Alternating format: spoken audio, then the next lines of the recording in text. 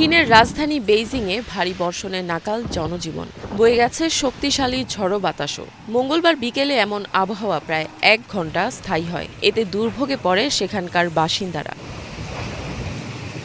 রাজধানীর কেন্দ্রস্থলে 100 কিলোমিটার বেগে ঝড়ো বাতাস রেকর্ড করা হয়। ঝড়ো বাতাস, বজ্রপাত এবং শিলাবৃষ্টির কারণে ইয়েলো অ্যালার্ট জারি করে বেইজিংয়ের আবহাওয়া পর্যবেক্ষণ কেন্দ্র। তীব্র বাতাস, ভারী বৃষ্টিপাতে ক্ষতিগ্রস্ত হয় দোকানপাট, রাস্তাঘাট এবং গাছপালা। ভেঙে পড়ে ডাল, উপড়ে যায় রাস্তার ধারের ছোট বড় অনেক গাছ। ফলে যাতায়াত এবং যান চলাচলেও ব্যাঘাত সৃষ্টি হয়।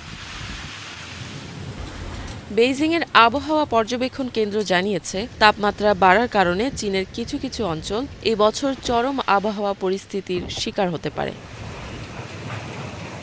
ইফাত জাহান, বাংলাভিশন।